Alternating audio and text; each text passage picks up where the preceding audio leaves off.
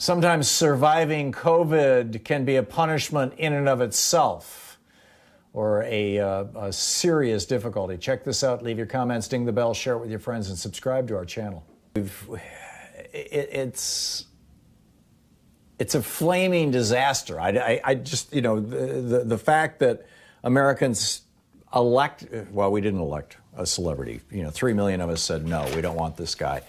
3 million more.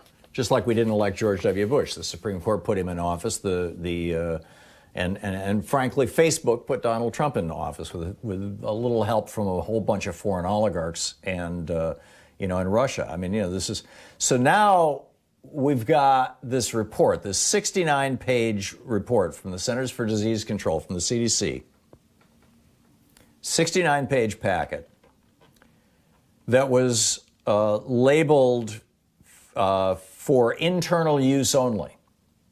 It has been leaked. And this report says, and I quote, "The more a student or staff member interacts with and the longer that interaction, the higher the risk of COVID-19 spread." Randy Weingarten, who is the president of the American Federation of Teachers, said, and I quote, "Trump suppressed a CDC report that concluded, quote, fully opening schools and universities remained the highest risk for the spread of coronavirus, end quote. Trump, Pence, DeVos, and the report had this report, and they said the exact opposite." She's the president of a 1.7 million person alliance of teachers in the nation. She's right. Would you send your kid to school this fall? This is absolutely chilling. Neville Dog posting over at DU an excerpt from a plan. This is in Utah. This is a school in Utah. Released their opening plan, right? And there's 1, 2, 3, 4. There's 10 bullet points here. These are the things that you need if you're going to open your school, right? According to the school board or somebody. But this is what the school got, right? You need to be ready for crisis communication. And then here's the bullet points: a closure letter for parents, closure information for employees, Skylert message for the closure of the school, exposure letter, process talking points, distance learning plan information, template for a web item, template for essential, that word is blocked out, tasks, I believe it is. And then finally, template letter for the death of a student or teacher. If you're going to open your school, you have to write a form letter that you will be able to fill in the person. You'll be able to personalize it with the names to say, "I'm very sorry to inform you, but little Johnny in the class where your kid is going to school has died." Or, "I'm very sorry to inform you that your son, little Johnny, has died." Or, "Your daughter, little Sally." Or your teacher, Ms. Brown, she has died. In Arizona, Kimberly Chavez Lopez Bird, 61, died a week or so ago, fewer than 2 weeks after she was hospitalized. She and Jenna Martinez and Angela Skillings, 3 teachers in Arizona, decided that they would teach summer classes. Sure, we'll do that. This was the Hayden Winkelman School District. She had taught there for 38 years, long enough that she was teaching the kids of people that she had taught as kids. She was admitted to the hospital and immediately put on oxygen, but her husband was not allowed to be with her. This from CNN. The next morning, she called her husband to say that the doctors were putting her on a ventilator. That was the last time they spoke. A few days after Mom died, Jesse Bird, that's her husband, his daughter, his son, his daughter-in-law, their 4-year-old granddaughter, and several other relatives all contracted COVID-19. Now, this was several days after Mom died. Mom, the teacher who brought this home from school. His wife's brother also tested positive. He's been on a ventilator for 27 days now. She died just short of their 24th wedding anniversary.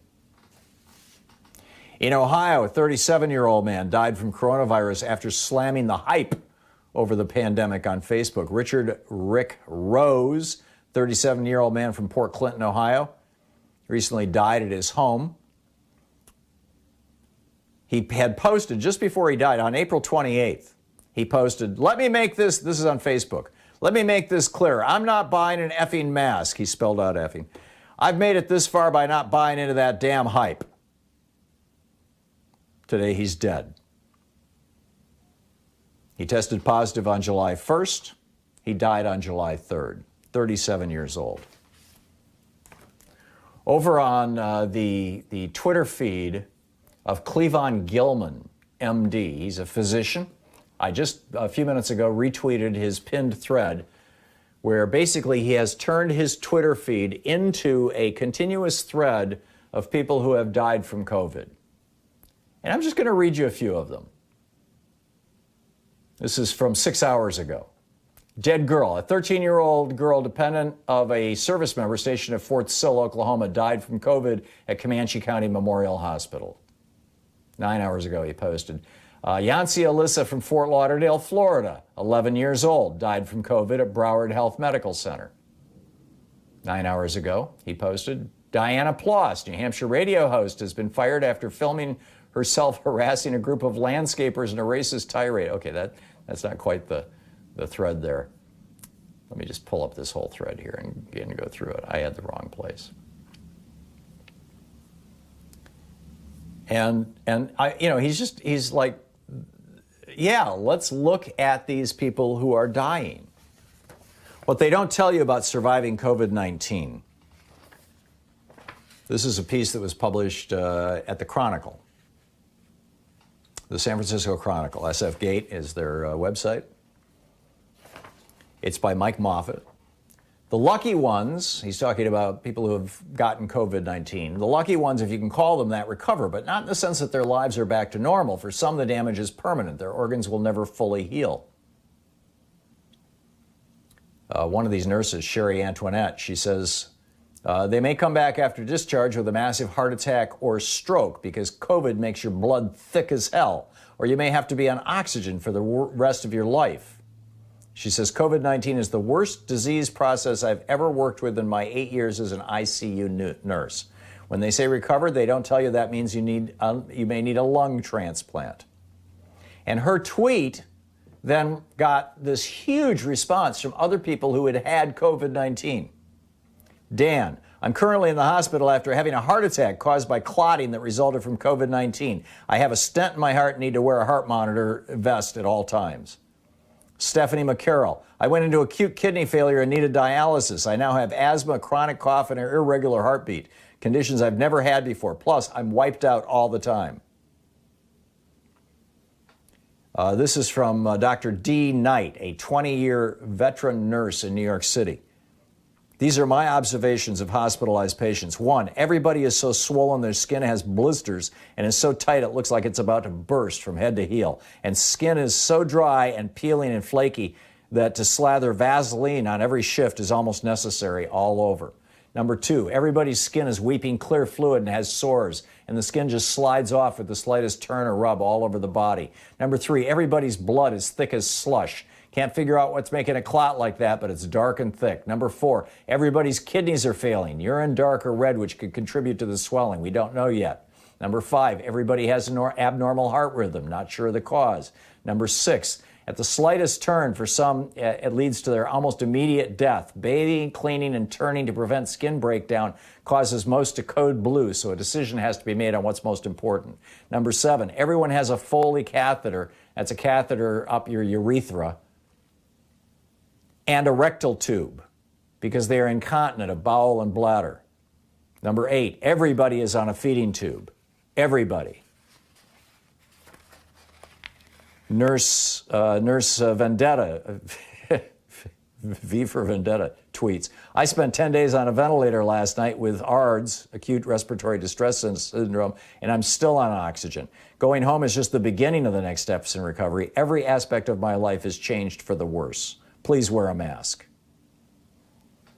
Alicia, I'm a nurse on a COVID floor and I caught it. I'm a relatively healthy 24-year-old and I could barely walk up half a flight of stairs. My blood pressure skyrocketed, chest pain was debilitating. I'm 8 weeks out and still feeling the chest pain and shortness of breath. This is no joke. Another teacher, I had COVID for over 60 days. I'm 33 years old, was super healthy, pescatarian, 125 pounds, ran and did yoga every day. I couldn't walk for 2 weeks besides a couple steps. This is the worst illness of my life.